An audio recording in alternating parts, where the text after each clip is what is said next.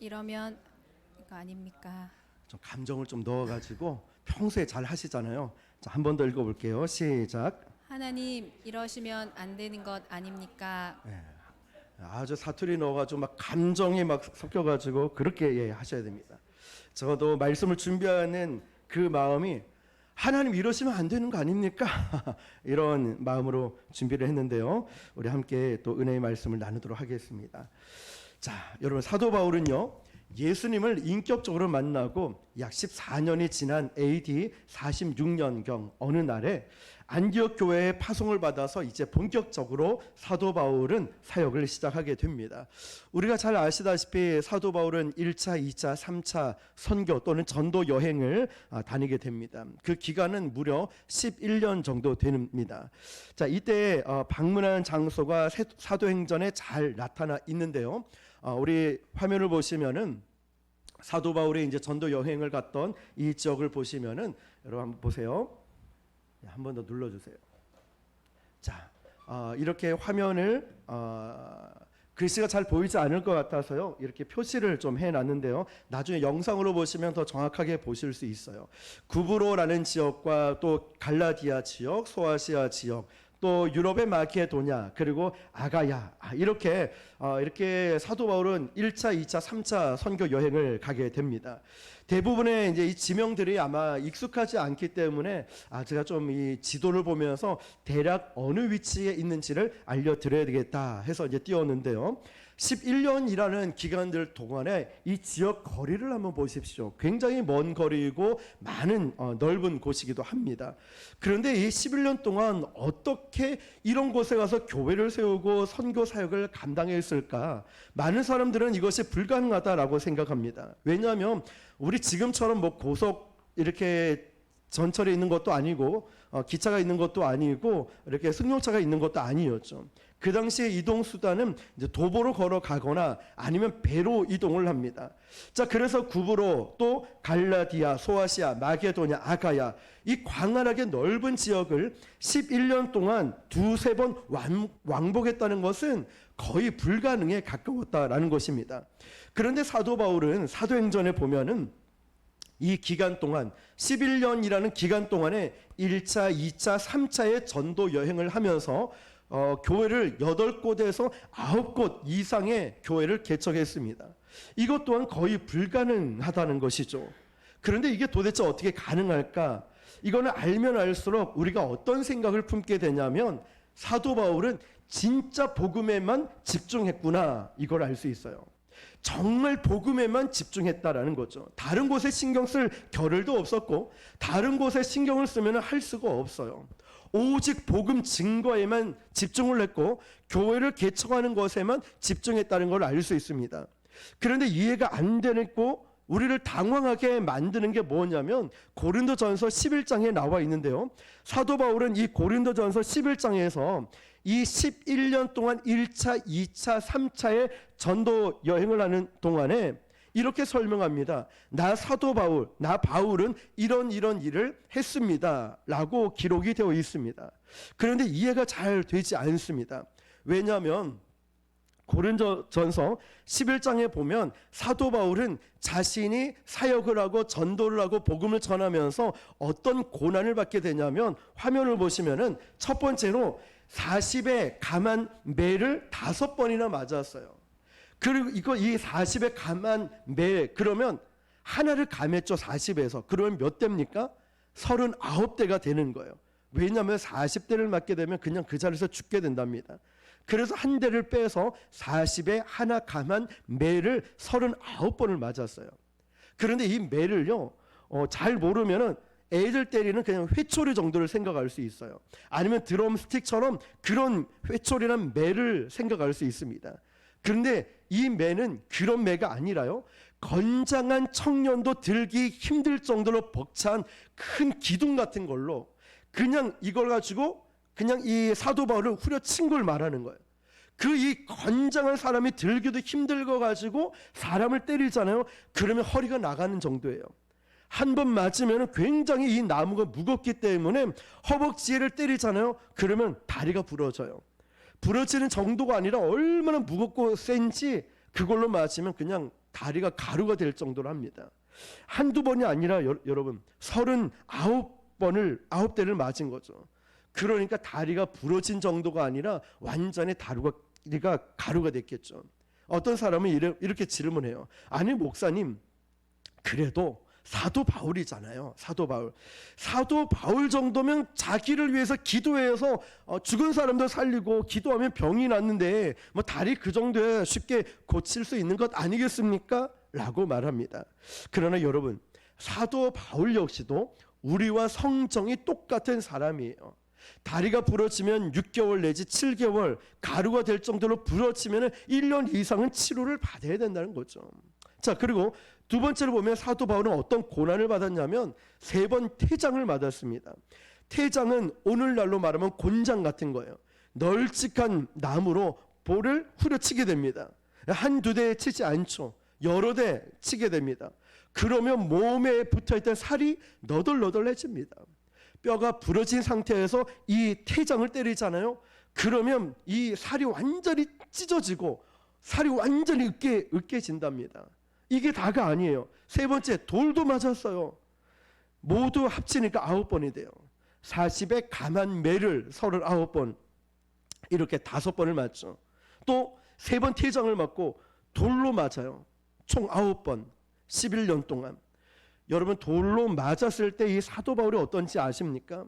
루스드라에서 사람들이 이렇게 말해요. 저 죽었다. 그러면서 이 사도 바울은 죽었다 이러면서 쓰레기 버리듯이 이 사도 바울을 업어다가 들어다가 내던집니다. 섬 밖으로 내던져버려요. 죽었으니까. 여러분, 대부분 학자들은 이때 사도 바울이 머리가 깨졌을 거라고 생각합니다. 아주 처참한 상황이 되는 거죠. 이게 다가 아니에요. 이제 4번째 보면 그 배가 파손 당하게 됩니다.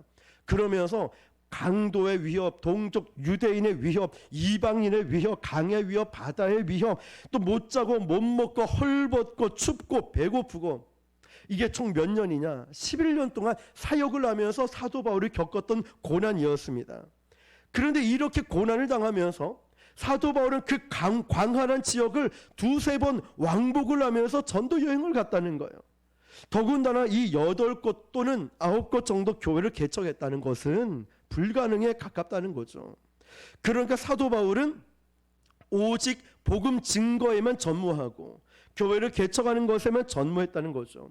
그래서 대부분 학자들이 공통적으로 인정하는 게 뭐냐면, 대부분 사도 바울은 11년 동안이나 전도 여행을 다니면서 다리를 질질 끌고 다녔다.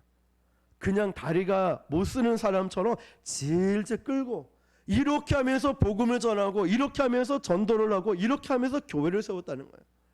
여러분, 이게 쉬운 일이 아니죠. 저도 말씀드렸지만 전도용품 들고 막 이전교회 계단 올라가다가 미끄러져 가지고 우당탕탕 완전 굴렀거든요. 그 뒤로 고관절을 다쳐가지고 정말 뼈끼리 부딪히니까 조금만 움직이면 막 비명을 지르면서 죽을 것 같은 거예요. 그러면서 이렇게 다니는데 아예 걷지도 못하겠고요. 갈수록 심해지는 거예요. 나중에는 허리도 아프죠. 얼마 전에 어깨가 정말 아파가지고 뼈끼리 부딪히니까 잠을 못 자니까 서서 잠을 잤어요. 자, 여러분, 사도 바울은 그렇게 11년 동안 오로지 복음을 위해서 자기가 당한 이 고난과 고통과 억울함과 헐벗음과 그런 상황에서 복음을 위해서 온 힘을 쏟았습니다. 그리고 마침내 11년이 다 찾아 3번의 전도 여행을 마치자 그동안 했었던 모든 전도 여행을 보고하기 위해서 예루살렘 교회로 옵니다. 그리고 아마 사도 바울은 새로운 곳으로 가기 전에 이런 작은 소망이 있었을 겁니다. 뭘까요? 나 좀 쉴 수 있겠지라는 소망 말이죠. 잠깐만 난 거기 가서 좀 쉬어야지. 예루살렘에 가서 선교 보고하기 전에 나 잠을 좀 푹 자고 맛있는 것도 좀 먹고 따뜻하고 좋은 곳에서 잠도 좀 안전하게 편안하게 자고, 나 지금 다리도 질질 끌고 다니는데 이 다리 좀 치료도 받고 회복도 하고 잠깐 휴식을 취해야지. 아마 그런 생각을 했을지도 모릅니다. 그런데 웬걸요, 예루살렘에 오자마자 아시아에 있던 어떤 유대인들이 거짓 고소를 내버리는 거예요. 그러면서 사도 바울을 또 붙잡습니다. 그 거짓 고소의 내용이 뭐냐면, 예루살렘 성 안에, 성 주변에 1.5m 되는 주변에 높이가 되는 이 돌들이 쌓아져 있었거든요. 그러니까 한 이 정도 되는 이제 성벽처럼 그 돌에는 이렇게 쓰여져 있었습니다. 어느 이방인이라도 이 돌을 넘어서 성전으로 들어오는 사람은 다 쳐 죽일 것이라고. 어떤 이방인도 이 돌을 넘어서 성전에 들어오면 안 된다. 그런데 아시아에선 어떤 유대인들이 거짓말을 한 거예요. 내가 봤다. 저 사도 바울이 저 이방인 놈들을 데리고 이 성전에 들어왔다고 거짓 소문을 또 퍼뜨리는 거예요. 특별히 에베소 사람 드로비모라는 이 사람 성경이 나오는데요. 우리도 잘 모르는 사람이죠. 드로비모라는 사람. 성전으로 데려오는 거예요. 그러면서 저 사람이 성전을 더럽혔다. 신성 모독했다. 완전한 거짓말로 이 사도 바울을 완전히 이제 괴롭히기 시작하죠. 결국 그 소문 거짓말 때문에 사도 바울은 또 붙잡힙니다. 그래서 예루살렘 감옥에 갇혀버려요. 가이사랴 감옥에서 2년, 로마 감옥에서 2년, 또 무려 4년이라는 시간을 감옥에서 투옥을 하게 됩니다. 자, 그러면 여기까지만 보셔도 오늘 말씀의 제목이 딱 떠올리지 않습니까? 사도 바울의 입장에서 아니 하나님 이러시면 안 되는 거 아닙니까? 제가 어디 놀러 갔습니까? 여행을 갔습니까? 이러시면 안 되죠. 우리 상황에 대입해 보십시오. 내가 하려던, 내가 계획하던 우리 집안의 물질, 건강 이 모든 게 열심히 좀 해보려고 하니까 다 막혀버려요. 내 계획대로 되지가 않아요. 그럼 우리는 저절로 하나님을 원망하게 되죠. 하나님 이러시면 안 되는 거 아닙니까? 제가 어디 저 좋다고 했습니까? 제가 어디 여행 갔습니까? 나를 위해 돈을 썼습니까? 제가 뭘 했다고 저한테 이러십니까? 이런 하소연, 이런 답답함, 이런 가슴이 답답해지는 찢어지는 이 아픔이 있잖아요. 우리가 잘못했으면 괜찮아요. 실수하고 잘못했으면 이해는 되지만 내가 하나님을 위해서 주의 교회를 위해 헌신했는데 왜 제가 이런 말을 들어야 됩니까? 제가 희생하고 헌신한 대가가 이거밖에 안 됩니까? 왜 제가 이런 억울한 일을 당합니까? 라는 거 말이죠. 여러분, 사도 바울은 11년 동안 두드려 맞으면서도 그 부러진 다리를 질질 끌고 다니면서도 복음을 전하고 그러면서도 교회를 개척을 했고 예루살렘에 돌아와서 쉬어야지, 잠깐이라도 쉬어야지 했더니 억울한 누명을 쓰고 감옥에 갇히고 배고프고 춥고 너무 목이 마를 정도로 11년 동안 그렇게 사역을 하고 안식년처럼 좀 쉬길 원했지만 하나님이 그걸 허락하지 않으셨다는 거예요. 그러니까 우리 입장에서는 하나님 이러시면 안 되죠. 하나님 왜 그러십니까? 저 사랑하는 거 맞습니까? 하나님 왜 저에게 이런 일들이 닥치게 만들고 이런 고통을 겪게 만듭니까? 감옥 생활까지 4년을 또 하게 되고 어쩌면 사도 바울은 이때 하나님 앞에 제일 섭섭할 수도 있어요. 하나님께 너무나 서운한 마음이 들 수 있어요. 어쩌면 사도 바울이 하나님을 생각하면서 나 버림받은 거 아니야? 하나님 나 사랑하지 않는 것 아니야? 너무 서운한데? 너무 섭섭한데? 나 이제 하나님 안 믿을래. 나 이제 복음 안 전할래. 나 이제 기도 안 할래. 전도 안 할래. 라고 생각할지도 모릅니다. 어떻게 나한테 그럴 수 있을까 하나님이.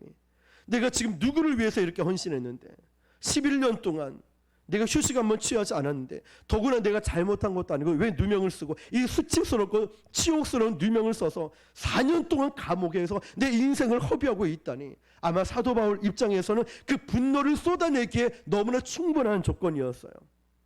어쩌면 이런 분도 계실 거예요. 우리 가운데 그런 분 있을 거예요. 분노를 쏟아내고 나 하나님 안 믿을 거야. 나 교회 안 갈 거야. 하나님이 어떻게 나한테 그럴 수 있어? 이런 마음 충분히 그 상황과 그분의 얘기를 들어보면 그럴 수 있는 분이 있을 것입니다. 그런데 여러분 말씀을 계속 보니까 사도 바울은 개척에서 제일 심혈을 기울였던 곳이 있어요. 오늘 우리가 봤던 말씀 에베소 교회입니다. 이 에베소 교회로부터 어쩌면 사도 바울이 기대하고 있는 마음이 있을 거예요. 내가 개척한 에베소 교회는 잘 되고 있겠지라는 마음. 자, 그 에베소 교회가 어딘지를 한번 띄워줘 보십시오. 그런데 이 에베소 지역이 어디냐면은 자, 사도 바울이 이렇게 전도 여행을 가고 바로 저 가운데 보면 초록색 부분이 에베소 교회가 있던 지역이에요. 소아시아 7교회 중에 하나죠. 첫 번째 에서 버두사 빌라 할 때 에베소 교회이죠. 자, 여러분. 그런데 저 에베소 교회를 통하여서 이제 교회를 개척했기 때문에 부흥하고 있겠지, 성도들의 믿음이 성장하고 있겠지 기대를 했는데 처참한 소식이 또 들립니다. 이방인 그리스도인과 유대인 그리스도인들끼리 갈등이 또 저 안에서 생겨서 싸움이 난 겁니다. 분열이 돼 버렸다는 거죠. 지금 에베소 교회가 깨어지게 분열해서 교회가 갈라지게 일보 직전인 겁니다. 이게 다가 아니에요. 또 그 에베소 교회에는 이단, 신천지 같은 사이비 이단이 들어와서 교회를 완전히 뒤집어 놓았어요. 그게 다 아니에요.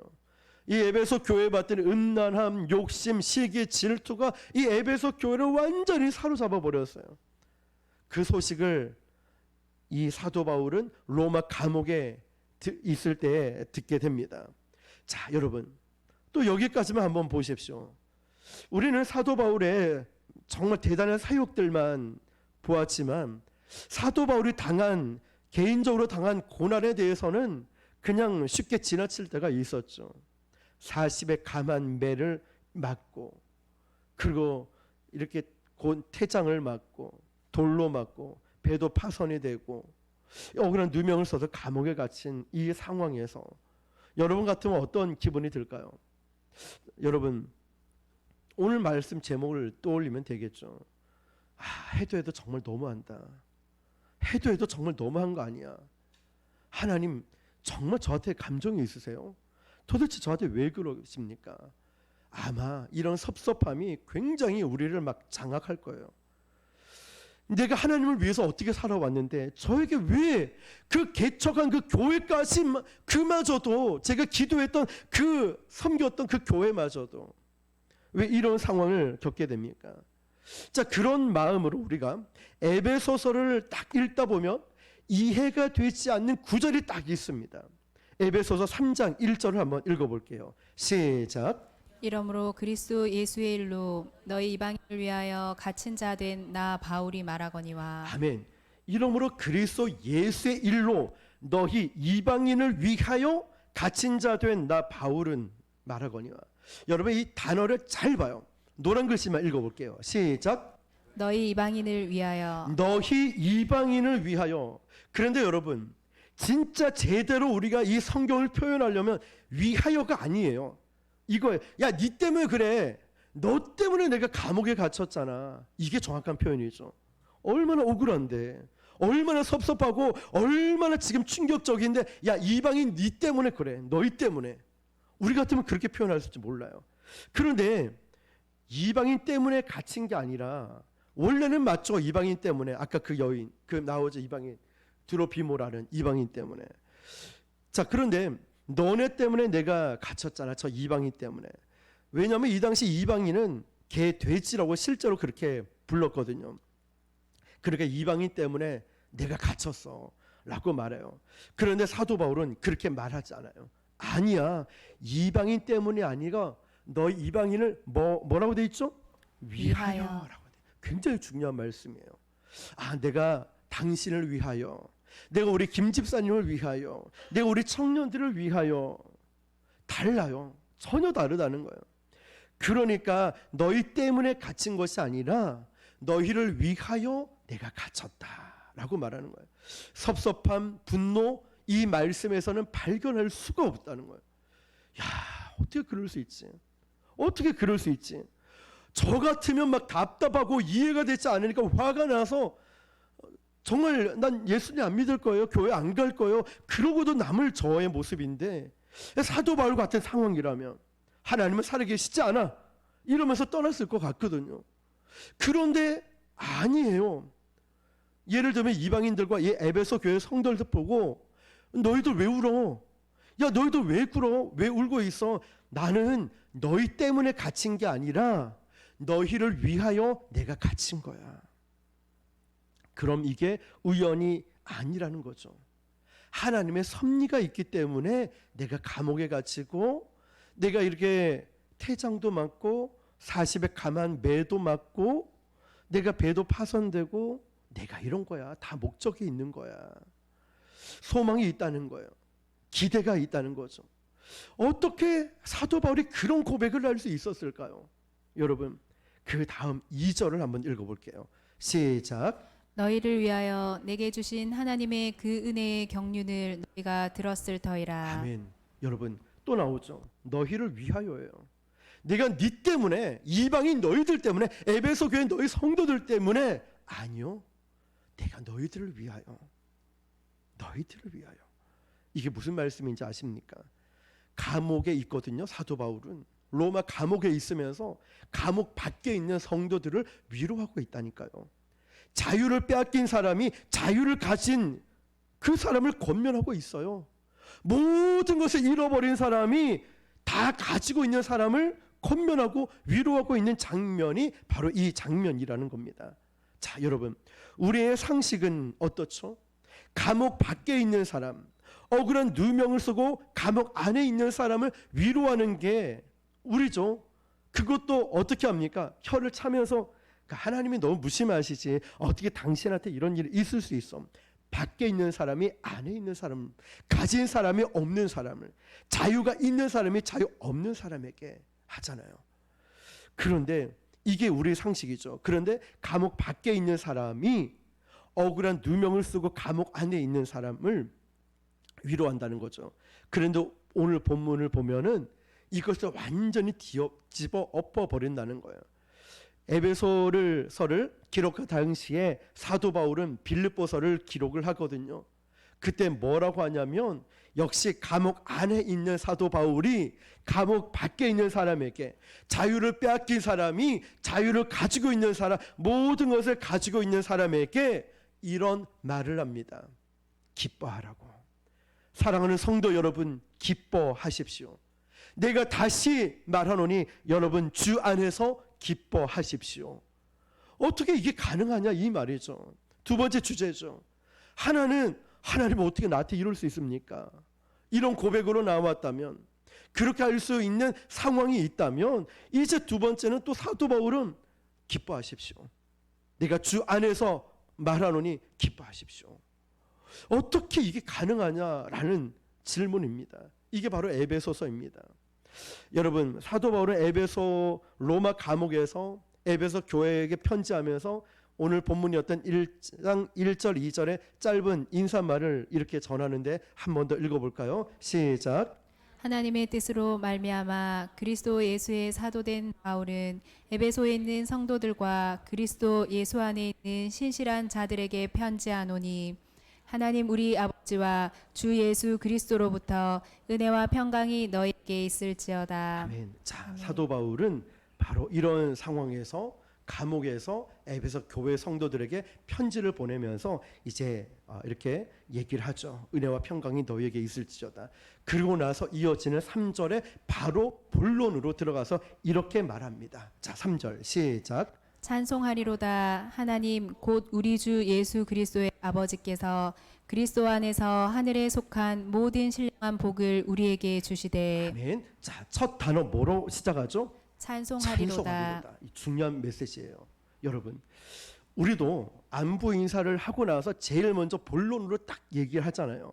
지금 사도 바울은요, 마음속 깊이 있었던 그 감옥에 갇히고 억울한 일도 누명도 쓰고 아픔도 다리도 질질 끌고 다닐 정도로 이 곤장을 맞으면서까지도 그 마음이 있고 억울할 수도 있는 이 상황에 정말 하고 싶은 이 단어, 이 마음이 첫 단어에 딱 나오는 게 뭡니까?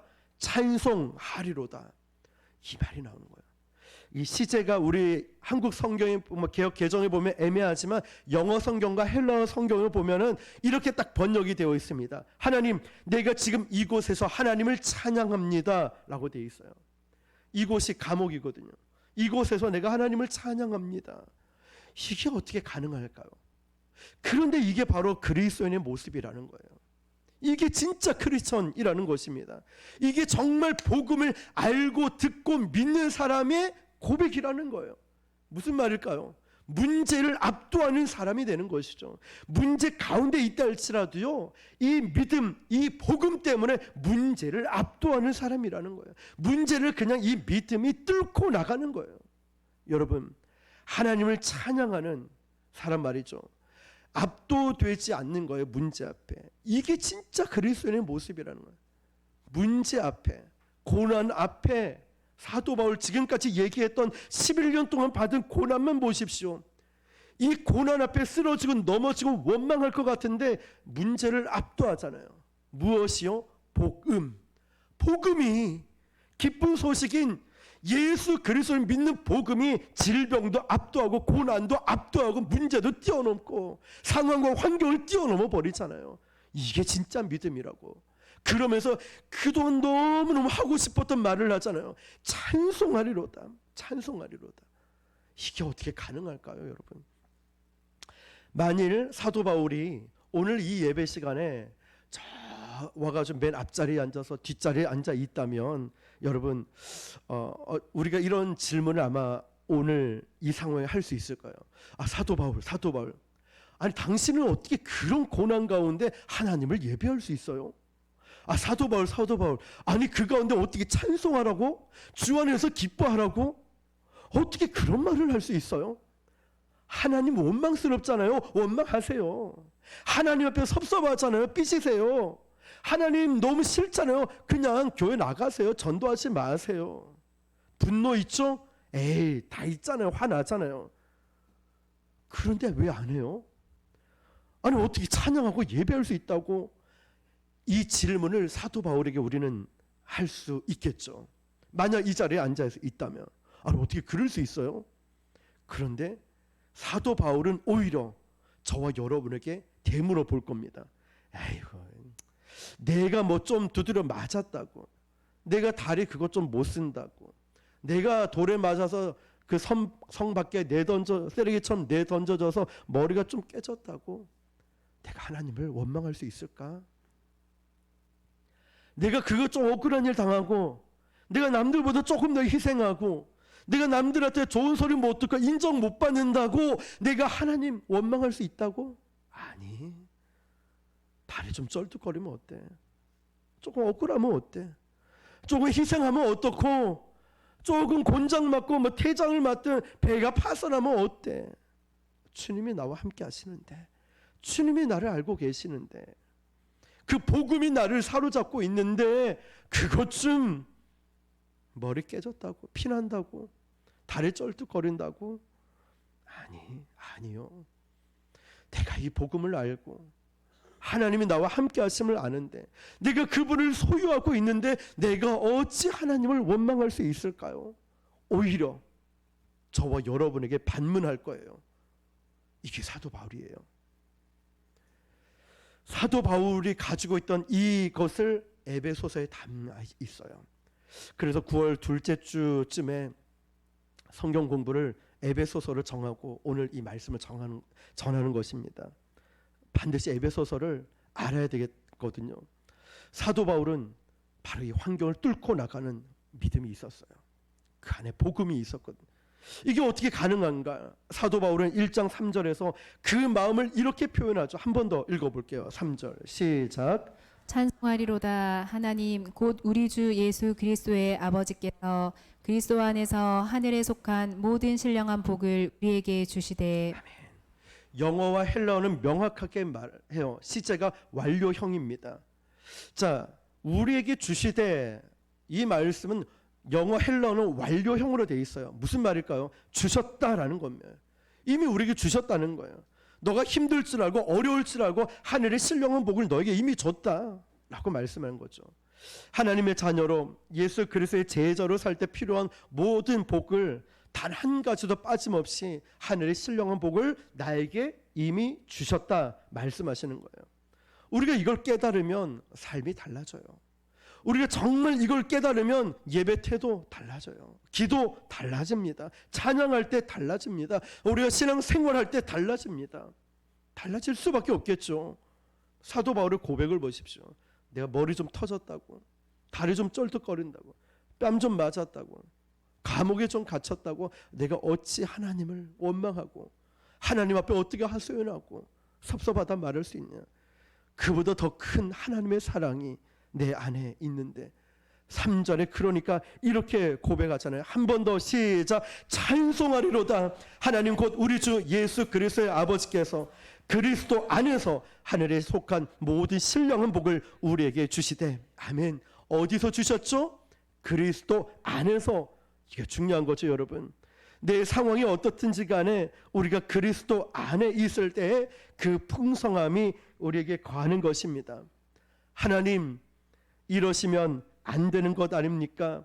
사도 바울은 충분히 그럴 수 있었지만, 사도 바울은 충분히 그 억울한 힘듦, 답답함 그렇게 하소연하고 서운할 수 있었지만 아니에요. 진짜 하나님을 만나고 하나님을 그 복음이 내 안에 있으니 그것이 아니라 섭섭한 분노가 아니라 문제를 뚫고 나가는 압도되는 복음의 능력을 갖고 있었던 거예요. 환경을 뚫고 나가는 이 고백이 있어요. 그러니 오늘 3절처럼 찬송하리로다. 하나님 곧 우리 주 예수 그리스도 안에서 하늘에 속한 모든 신령한 복을 우리에게 주셨다라고 고백하는 것입니다.